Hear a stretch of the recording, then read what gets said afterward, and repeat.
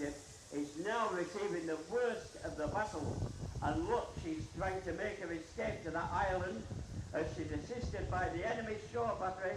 One of my few childhood memories of England is the reenactment of a major naval battle of World War II in Peasholm Park in Scarborough, Yorkshire. It was so real to me, coming so close after the end of the war. I always believed the reenactment was the sinking of the Bismarck. The Bismarck was the first of two Bismarck-class battleships. The other was the Tirpitz. They were built by Nazi Germany's Kriegsmarine and named after Chancellor Otto von Bismarck. The vessel was launched in February of 1939, and armament work was completed in August 1940 when she was commissioned into the German fleet. This is World's Worst Maritime Disasters, the channel that chronicles life and death at sea. If you like this video, give us a thumbs up. Ring the bell if you want to be notified each time we post. Bismarck and her sister ship Tirpitz were the largest battleships ever built by the Nazis.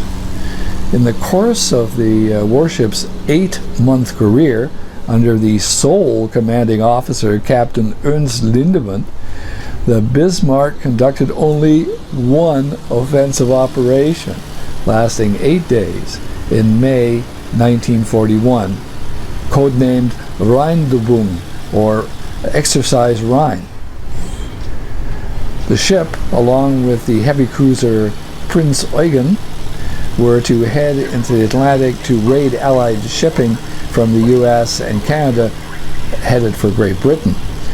The United States had only begun to provide military aid to the Allies in September of 1940, even though the United States did not enter the war until December of 1941.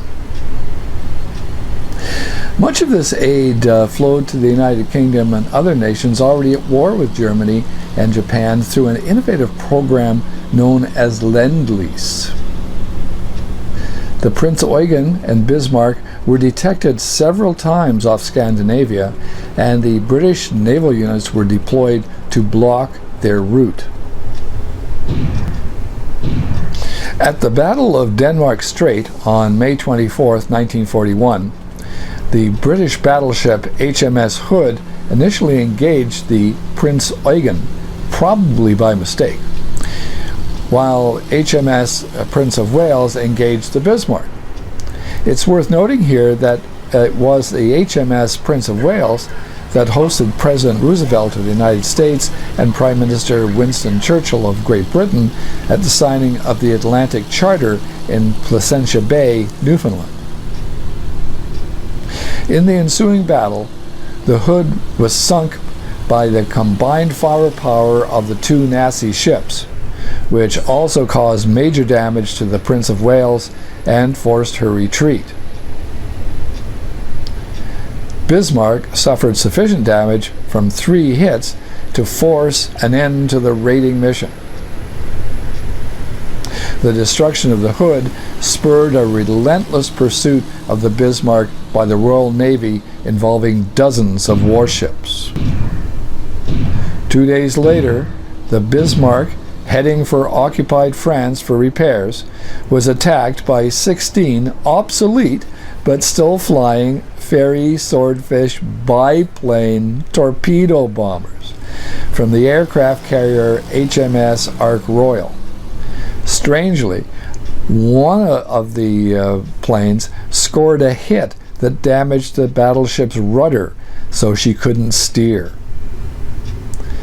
In her final battle, the following morning, the already crippled Bismarck was severely damaged again during a sustained engagement with 2 British battleships and 2 heavy cruisers.